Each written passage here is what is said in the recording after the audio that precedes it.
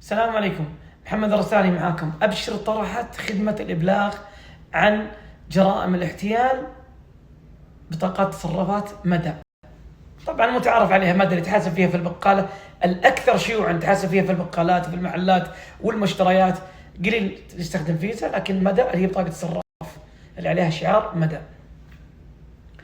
إذا صار في يوم من الأيام دخلت موقع إلكتروني وتعرضت لمحاولة احتيال أو تم الاحتيال عليك، دخلت رابط وانسحب منك فلوس، أو جتك رسالة نصية وانسحب منك فلوس، أو اتصال هاتفي طلب منك رمز وانسحب منك فلوس، طلب منك كود وانسحب منك فلوس.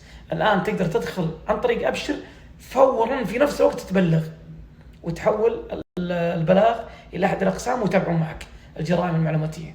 طبعا إذا كان رسالة نصية أو موقع إلكتروني أو رابط أو اتصال هاتفي كلها تقدر تبلغ فيها. الآن راح أشرح لكم الطريقة واحفظها عندك. طبعا إذا كان رسالة نصية أو موقع إلكتروني أو رابط أو اتصال هاتفي كلها تقدر تبلغ فيها. الآن راح أشرح لكم الطريقة واحفظها عندك. طبعا إذا كان نشرح لكم الطريقة بشكل سريع، تروح تفتح أبشر من جوجل وتروح خدماتي، وبعدين تروح إلى الأمن العام، وبعدين تروح البلاغات الاحتيال المالي، وبعدين عندك الخطوة الأولى تفاصيل الاحتيال. إذا كان موقع إلكتروني تنسخ وتلصقه هنا، إذا كان رقم هاتف تحطه هنا، إذا كان رابط أيضا نسخ لصق. رسالة نصية تحط رقم الهاتف اللي جاك من رسالة نصية. إذا كنت فرد أو مؤسسة تعلم عليها تحط المنطقة، مثلا الرياض، المدينة الرياض، الحي مثلا الروضة.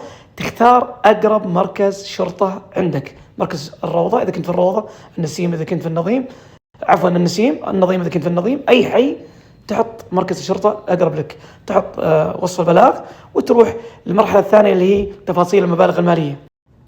طبعا المرحلة الثانية تحط رقم حسابك البنكي اللي حولت منه فلوس أو تم الاحتيال عليك فيه، سواء محفظة رقمية أو حساب بنكي. طبعا المرحلة الثانية بمجرد ما تحط رقم الأيبان راح يطلع اسم البنك تبعك، تحط المبلغ المالي اللي تم الاحتيال عليه، ونوع العملية سداد أو شراء أو بيع نقاط أو تحويل، وتاريخ العملية ووقتها، ورقم العملية إذا عندك وصل إذا كان فيها سحب، وتفاصيل حساب المتهم، تحط رقم حسابه إذا كان موجود اللي تم التحويل عليه، واسم البنك، وتضيف العملية. المرحلة قبل الأخيرة ترفق كشف حساب البنك الرقمي مختوم البنك، أو تطبعها PDF وترفقها بس تكون مختومة.